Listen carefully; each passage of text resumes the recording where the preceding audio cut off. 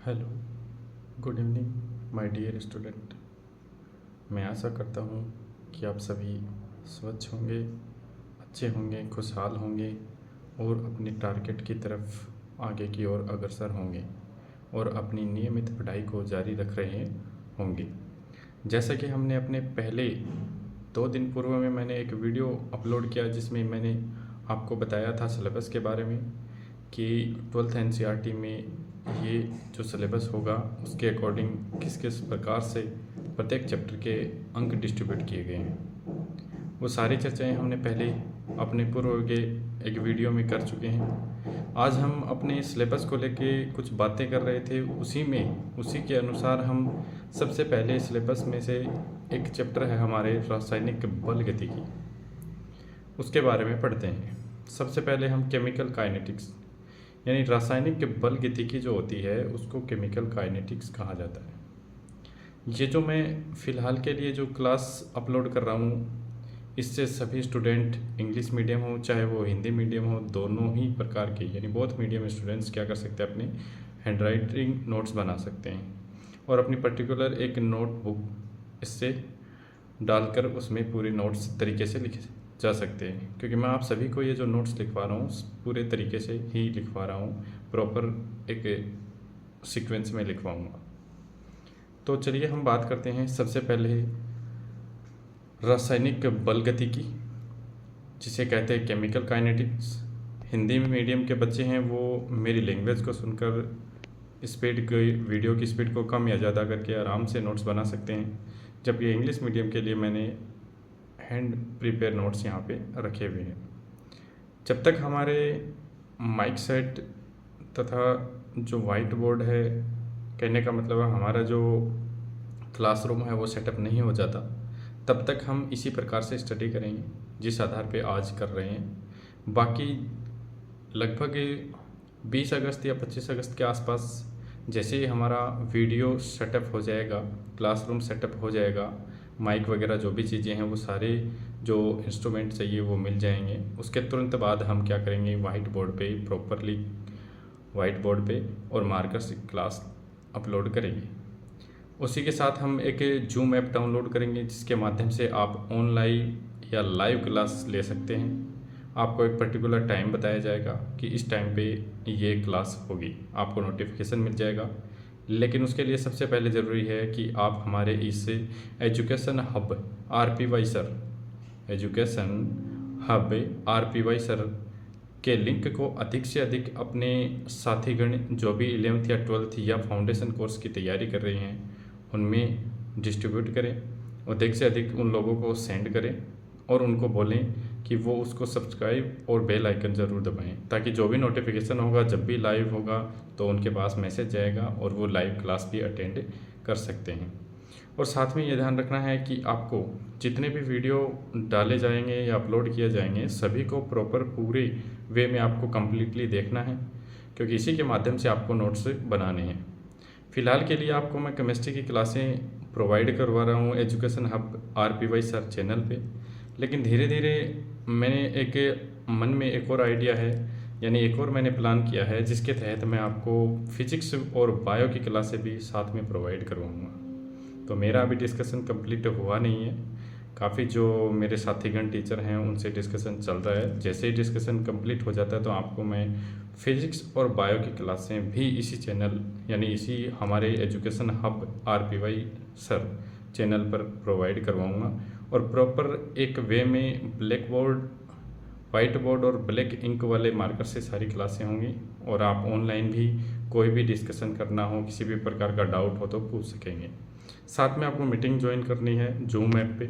और इसके अलावा आप सभी को प्रॉपर जो भी नोट्स लिखवाए जाते हैं उन सभी को साथ में ही तैयार करना है। किसी भी प्रकार की यदि कोई डाउट हो तो आप मुझे टेक्स्ट मैसेज कर सकते हैं, या फिर जब जूम ऐप हो उस टाइम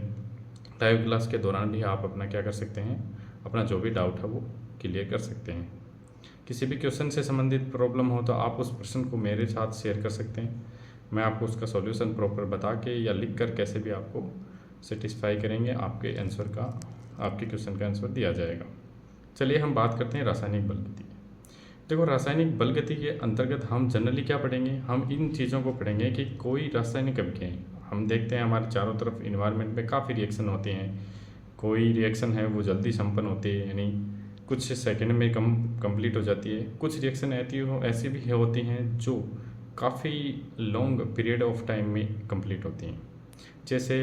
रस्टिंग ऑफ आयरन है, लोहे पर जंग लगना है, काफ़ी लंबा प्रोसेस होता है। इसी प्रकार हम देखते हैं मिल्क से कर्ड बनना, काफ़ी लंबा प्रोसेस तो नहीं कहा जा सकता, पर मॉडरेट या मध्य गति कहा जा सकता है, मध्य गति की अभिक्रिया। इसके अलावा कुछ अभिक्रियाएं हैं जो जल्दी भी संपन्न होती हैं, जैसे जल के अंदर हम CaCO3 चूना पत्थर को मिलाते हैं, या फिर जो घरों में कलर करने के लिए, रंग पेंट करने के लिए जो पाउडर जैसा आता है उसको हम मिलाते हैं। चलिए हम रासायनिक बल गतिकी के बारे में जानते हैं। रासायनिक बल गतिकी, केमिकल काइनेटिक्स, ये दो प्रकार के शब्दों से मिलकर बना है। एक है केमिकल, दूसरा है काइनेटिक्स, जिसे डायनेमिक भी कहा जाता है, यानी जिसे काइनेटिक्स को हम डायनेमिक भी कह सकते हैं। यहाँ केमिकल से मतलब होता है केमिकल चेंजमेंट या केमिकल रिएक्शन। आप सभी को पता है, 10th क्लास में आपने प्रॉपर्ली पढ़ा है कि किसी भी सब्सटेंस में या पदार्थ में यदि क्या हो जाए, केमिकल चेंजमेंट आ जाए, तो उसी को क्या कहते हैं, chemical reaction. Therefore example हम देखते हैं कि लकड़ी का जलना, पहले वो लकड़ी थी, उसके गुण कुछ और थे, प्रॉपर्टीज़ अलग थी, लेकिन जैसे उसको जलाया गया तो उससे जो अवशेष बनता है, जो पदार्थ बनता है, उसकी क्वालिटी और जो भी उसकी क्वांटिटी है, जो वो सारी चीज़ें चेंज हो जाती है, यानी उसमें केमिकल चेंजमेंट आ गया। तो केमिकल रिएक्शन और साथ में काइनेटिक्स और डायनेमिक का अर्थ आता है मोशन या गति करना, मोशन या गति करना। यानी रासायनिक बल गतिकी के अंतर्गत हम रासायनिक अभिक्रिया किस दर से संपन्न हो रही है, कोई भी केमिकल रिएक्शन है वो कितने समय में कितनी पूर्ण हो रही है, यानी उसकी दर को देखेंगे। साथ में उस अभिक्रिया को प्रभावित करने वाले कारक कौन कौन से हैं, यानी factor affecting rate of reaction. ऐसे कौन कौन से कारक हैं जो रासायनिक अभिक्रिया की दर को यानी गति को प्रभावित करते हैं। साथ में कोई भी रासायनिक अभिक्रिया वो किस विधि से संपन्न होती है, उसकी मैकेनिज्म क्या होती है, इसके बारे में अध्ययन करते हैं। जैसे डेफिनेशन में लिखा हुआ है, हिंदी मीडियम के बच्चे यहाँ पे आराम से लिखे सकते हैं नोट्स को। वो सबसे पहले उनको डेफिनेशन लिखनी है रासायनिक बल गतिकी, यानी प्रथम उनकी जो टॉपिक है, वो हेडिंग है, वो क्या रहेगी, रासायनिक बल गतिकी। और रासायनिक बल गति के नीचे ये दो शब्द लिखे हुए हैं, उनको भी सेम ऐसा ही लिखना है, केमिकल और काइनेटिक्स और डायनेमिक्स। इसकी जगह हिंदी में केमिकल की जगह रासायनिक, और यहाँ क्या लिख देंगे, केमिकल यानी रसायन, और यहाँ क्या लिख देंगे, डायनेमिक या काइनेटिक का अर्थ है गति या मोशन। ठीक है, इसके अलावा हम यहाँ से स्टार्ट करते हैं। सबसे पहले यहाँ लिखा हुआ है the branch of chemistry which deals the study of rate of chemical reaction, factor affecting rate of reaction and reaction mechanism is called chemical kinetics. यानी द ब्रांच ऑफ केमिस्ट्री, इसका अर्थ है कि किसी भी रासायनिक अभिक्रिया या रसायन विज्ञान की वह शाखा जिसके अंतर्गत हम अध्ययन करते हैं किसी भी रासायनिक अभिक्रिया की दर का, दर को प्रभावित करने वाले कारकों का, तथा रासायनिक अभिक्रिया के संपन्न होने या उसकी क्रियाविधि का अध्ययन करते हैं, वही शाखा क्या कहलाती है या वही ब्रांच क्या कहलाती है, रासायनिक बल गतिकी। दोबारा से ध्यान से सुन लीजिए, किसी भी रसायन विज्ञान की वह शाखा, कोई भी रसायन विज्ञान की वह शाखा जिसके अंतर्गत किसी रासायनिक अभिक्रिया की दर तथा दर को प्रभावित करने वाले कारक तथा रासायनिक अभिक्रिया की क्रियाविधि के बारे में अध्ययन किया जाता है, उसी ब्रांच या शाखा को ही हम क्या कहते हैं, रासायनिक बल गतिकी कहते हैं। नेक्स्ट आगे है रेट ऑफ रिएक्शन, यानी किसी भी रासायनिक अभिक्रिया के संपन्न का अर्थ है कि मान लो कोई अभिकारक अणु है, वो धीरे धीरे एक कोई अभिकारक अणु ए है जो समय के साथ साथ उत्पाद बी में चेंजमेंट हो रहा है या बी में बदल रहा है, तो हम कह सकते हैं कि उस अभिक्रिया में समय के साथ साथ अभिकारक ए की कंसंट्रेशन यानी सांद्रता है वो कम हो रही है तथा बी की सांद्रता धीरे धीरे समय के साथ साथ बढ़ रही है। यानी किसी भी अभिक्रिया में reactant of molecule and product of molecule की कंसंट्रेशन यदि समय के साथ साथ यानी टाइम टेकन के दौरान क्या आ जाए, चेंजमेंट आ जाए, वो अलग बात है कि उसकी सांद्रता बढ़ेगी यानी इंक्रीज होगी या डिक्रीज होगी, वो हम बाद में बात करते हैं। पहले हम यह बात करते हैं कि उसकी कंसंट्रेशन में बदलाव या परिवर्तन जो आ रहा है वही क्या कहलाता है, रेट ऑफ रिएक्शन। लेकिन 11th-12th के बेस के आधार पर वहाँ स्पीड ऑफ रिएक्शन, यानी आपको जो क्वेश्चन पूछा जाता है काफ़ी बार एग्जाम में, स्पीड ऑफ रिएक्शन लिखा हुआ मिल सकता है और वेलोसिटी ऑफ रिएक्शन लिखा मिल सकता है। ध्यान रहे यहाँ प्रॉपर मैंने इस नोट्स में एक डबल राइट का सिंबल लगा रखा है। इसका अर्थ यह है कि हम जनरली जो यूज करते हैं speed of reaction, velocity of reaction, ये वर्ड नॉर्मली यूज कर लेते हैं, बाकी ये वर्ड्स प्रॉपर वे में इसके लिए राइट या सही नहीं है। सही जो वर्ड यूज करते हैं वो हमेशा सही वर्ड यही होगा, रेट ऑफ रिएक्शन, किसी अभिक्रिया की दर। स्पीड हम जानते हैं कि इसमें एक निश्चित डायरेक्शन में गति करते हैं, तो जबकि रेट ऑफ रिएक्शन की तो कोई दिशा होती नहीं, भी कोई रासायनिक अभिक्रिया होगी उसकी कोई दिशा नहीं होती, किस साइड संपन्न होगी, अभिकारक की अणु की तरफ से उत्पाद की ओर बढ़ेगी यानी फॉरवर्ड डायरेक्शन में होगी या बैकवर्ड डायरेक्शन में, इसका कोई डायरेक्शन नहीं होती है। वेलोसिटी का मतलब भी ये होता है कि किसी एक निश्चित दिशा में गति करना, जबकि हमारी जो रेट ऑफ रिएक्शन है यानी रिएक्शन है वो एक निश्चित डायरेक्शन में गति नहीं करती है। ज़रूरी नहीं वो फॉरवर्ड डायरेक्शन में गति करे, वो वापस बैकवर्ड रिएक्शन भी हो सकती है। तो इस प्रकार से हम कह सकते हैं कि speed of reaction generally use कर लेते हैं, बाकी प्रॉपर वे में सही नहीं है और वेलोसिटी ऑफ रिएक्शन भी सही नहीं है। इसके लिए जो एग्जैक्ट वर्ड यूज करते हैं वो होता है रेट ऑफ रिएक्शन, यानी अभिक्रिया की दर। अभिक्रिया की दर शब्द लिखा जाता है, न कि अभिक्रिया की गति या अभिक्रिया का वेग। अभिक्रिया की गति और वेग जो लिखा जाता है वो शब्द प्रॉपरली क्या नहीं है, सही नहीं है। इसलिए हम हेडिंग जब भी बनाएंगे तो क्या लिखेंगे, अभिक्रिया की दर। चलिए अभिक्रिया की दर के बारे में बात करते हैं। जैसा कि मैंने कहा था, during a chemical reaction the change in the concentration of reactant molecules and product molecules which time is called the rate of reaction. Again, during a chemical reaction the change in the concentration of reactant molecules and product molecules which time is called the rate of reaction. हम कह सकते हैं कि किसी भी रासायनिक अभिक्रिया के दौरान समय के साथ साथ उस रासायनिक अभिक्रिया के अभिकारक अणु तथा उत्पाद अणु की सांद्रता में होने वाला परिवर्तन ही, दोबारा से ध्यान से सुनिए, किसी रासायनिक अभिक्रिया के दौरान समय के साथ साथ उसके अभिकारक अणु तथा उत्पाद अणु की सांद्रता में होने वाला परिवर्तन ही रासायनिक अभिक्रिया की दर कहलाता है। अब हम देखते हैं कि अभिक्रिया की दर जब भी लिखी जाती है तो वहाँ केमिकल रिएक्शन के दौरान यानी रासायनिक अभिक्रिया के दौरान एक रिएक्टेंट की यानी कह सकते हैं अभिकारक अणु की सांद्रता समय के साथ साथ डिक्रीज होती है यानी घटती है, जबकि समय के साथ साथ जो उत्पाद अणु होता है उसकी सांद्रता में वृद्धि होती है।